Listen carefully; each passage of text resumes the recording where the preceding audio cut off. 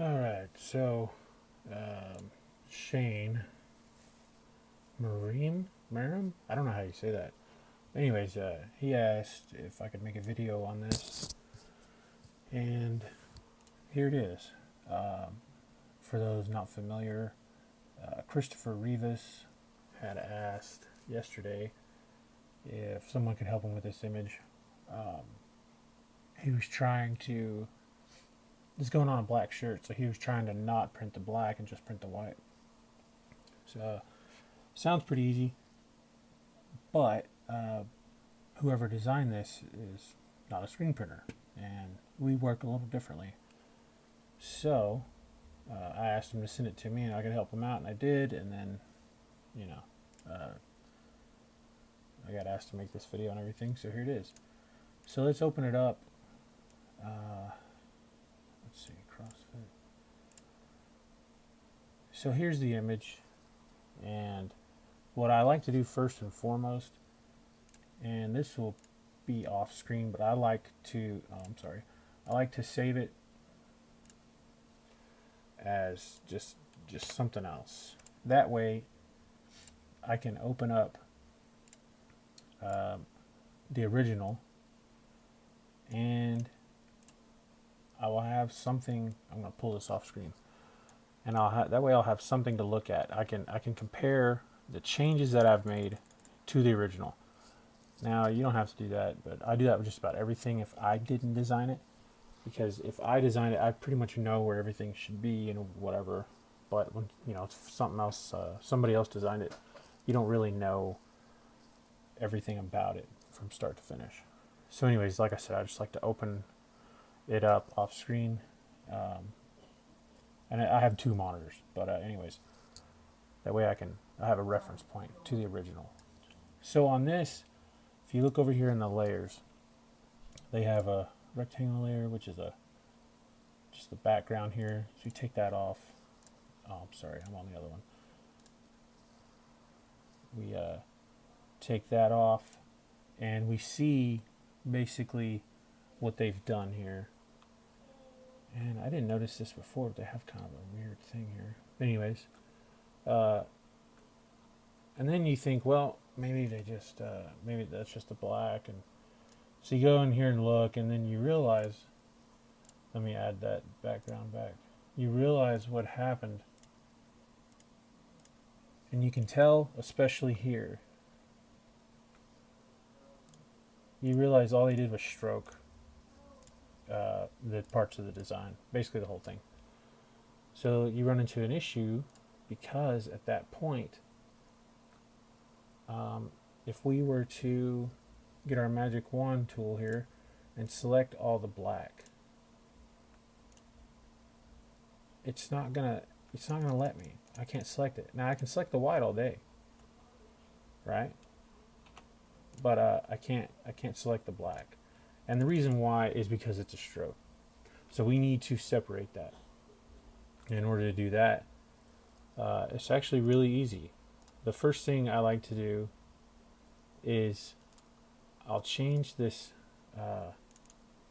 background layer to something different, a contrast layer. So now I can see everything. I can see not only the way it was designed, but the way it'll look on a different color other than black, right?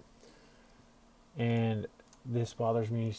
I don't know. I'm just kind of picky when it comes to this stuff. So I'll make a layer named background, and I'll throw that in there and move it to the bottom. So now I know that that's the background. And then now you have all this these stuff in here. A lot of these are text layers, which is, it's kind of funny. They stroked everything, but they actually put the text. They expanded out the text, which is most people don't do. Anyways, so I just select everything here, and I do that by clicking either layer 1 or just the group. I like clicking the group just so I know. And the reason why I moved this to the background to a background layer is because if you were to select all of layer 1, you'd end up selecting that black background, and you don't want to do that. That'll actually mess up things when you go to trim it later. So anyways, I just select this, and what I'm going to do is go to Object, Expand, and then Fill, Stroke. Yeah, it's pretty much the default. So you want the fill and the stroke expanded. Click OK. And if you noticed, a lot more anchor points and blue stuff popped up here. So at first glance, that looks like that might be all we need to do, when in reality, what's going to happen here is, see, now I can select the black, and let's just delete it for grins. So now, what happened is some of this, especially over here, is still not right. And without going into it all the way and explaining it, I don't actually know how to explain it. I just had to expand this twice. So I'll go once, twice, and that expanded everything. Like I said, I don't know how to explain it, but when I do it just once, it didn't work out. It just didn't. So now we'll select everything again. Well, let me back up here. So like I just said earlier, I can select all the black, and if we just remove the black, well, what happens now is we don't have the lines, and I'll pull this over. We don't have these lines in here. We also don't have, see this ring around? It goes through everything. We don't want that. It goes right through his head and ears. We don't want that. And the text, it doesn't look right. So let me back up once. And so what we'll do is select everything again over here, the black and the white, everything in here. And we'll go to Pathfinder and trim. But if you don't have Pathfinder up, you just window and then select Pathfinder. Usually a box will pop up and it'll show up over here, but I always have mine open because I use it seemingly all the time. So what we want to do is separate the white from the black. Right now this white ring is going under everything, and you can see if you hover over it, it'll just show the black or the blue lines here, or whatever color your layer is. We don't want that. We want it separated. So we'll just select everything, and this is right after we did Object Expand, right? Twice. Select everything, and then you just go to Pathfinder, and under here on the second one you'll see Trim. There's a lot of them, and they all have their use, but for this we'll use Trim. And what Trim does, it trims it. So now, and this is a very good example, this ring that was running along over here and under now has been trimmed to the next path, to the path next to it, basically. So now if I delete this black, see how that ring stops now, which is great. That's what we wanted. So now we're almost done. What I like to do is create a new layer, and we'll name this layer black. We'll change this layer, name it white. And see these little blue dots over here? Those come in handy, because all you have to do now, hold on, all you have to do now is click any black. It doesn't matter. And as long as all of this black is actually black, as long as they have the same color value, the same hex code or whatever, it'll select it all. Luckily on this image it is. And then grab your little blue dot here, or your blue square, I'm sorry. And all we have to do is click and hold and then drag. That everything that was black just got drug over to this new layer that I already named black. So now if we hide the black, it's great. I mean, that's exactly what we want. It's almost done. And the reason I say almost is because for some reason the whatever this was back here, it didn't get trimmed correctly, or probably just the way they designed it is just really weird.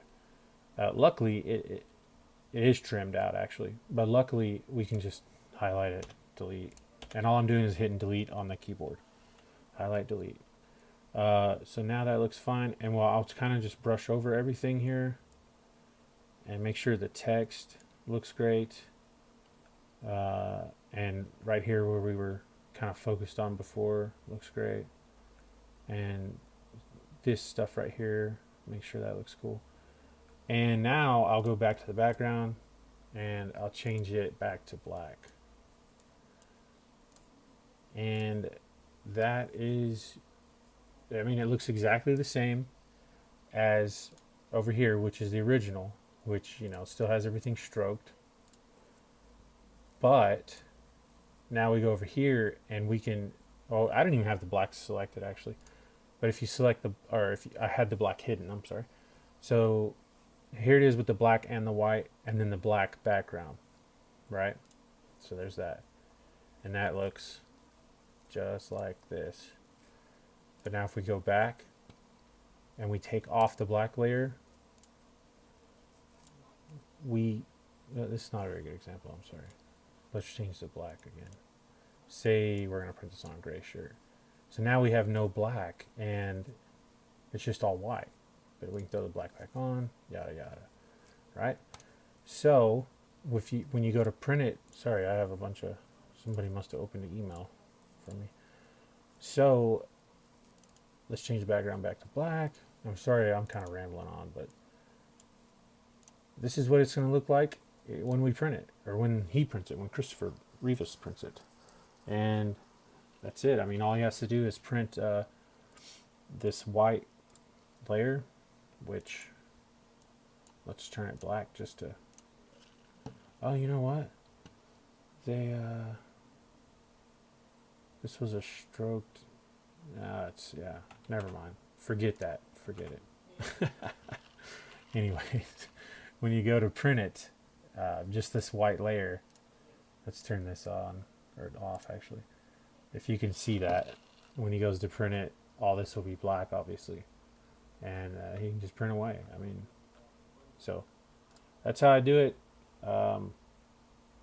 There's probably 2 or 3 different ways to do it. That's how I do most of everything. I use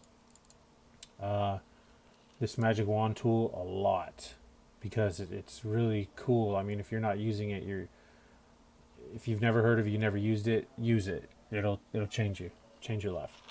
I used to think magic wand was only valuable in Photoshop, but it's actually more valuable in Illustrator because it is true to selecting everything with no pixelization, no the selection, and you don't have to feather it or anything like that because we're working with vectors, obviously. And then Pathfinder. Play around with the Pathfinder tool. Get yourself really familiar with it. It does cool things. Especially, I mean, I swear Pathfinder was probably made for screen printers. Swear to God. Because you can design whatever you want in Illustrator from a design aspect. If you were just printing it on a piece of paper, printing a logo for making a logo for somebody they're going to print on a sign or whatever. You can layer everything. You can put layers down, colors on top of colors, and it won't matter because you don't see them. I mean, they're just overlaid. Well, if you want to screen print them, you want to separate those colors out for 4 different screens. It's a pain because they're overlaid, and you don't need that. So Pathfinder takes care of that. I'll use minus front and where's it at? Right here. Minus back a lot. Those, like, it's hard to explain, sort of, but like minus either one, it depends on what you're doing. But like, say you have text inside of text, and they're 2 different colors, and you don't want to like pretty much underbase it. You want to do it where the text inside the text cuts out the text. If that makes any sense. I'm probably just rambling on. What is this, like 15 minutes videos now? Sorry, but that works really well for that. Trim would work, but what trim will do, it won't work as good as like a minus front or a minus back. It'll pretty much keep both layers. It'll cut it out, but you'll have to go in here and delete the layers. Anyways, that's that. If you guys have any other questions or anything, let me know.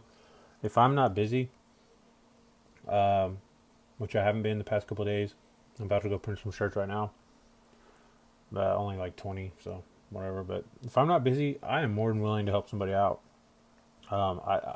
I started doing graphic design back in high school, and I'm only 30 years old, but that was what 12 years ago or something like that. Who knows? But I started out doing graphic design, mostly Photoshop. I got myself familiar with Illustrator. There's still a lot of things in Illustrator I'm not very good with. Photoshop, I pretty much do anything in Photoshop. I used to edit photos for a lot of photographers. Clone, clone stamp is probably one of my favorite tools in there. Take the head off somebody, put it on somebody else, make it look real. I mean, I've been doing that kind of stuff forever, and I've always liked it. It's always been fun to me. So when I got into screen printing, that skill set really helped. It kind of played hand in hand. So if you can get yourself more familiar with Illustrator or Photoshop, that's going to help you out a lot. And like I said, I am more than willing to help anybody if I have the time. A lot of this stuff is really simple, but it's only simple if you know where the correct tools are and how to use them. And that's the hard part. Photoshop, there's a lot of tutorials out there, more so than Illustrator, I think. Illustrator is it's a more of a kept secret. Tips and tricks are more kept secret, in my opinion. But anyways, thanks guys. Thanks for watching.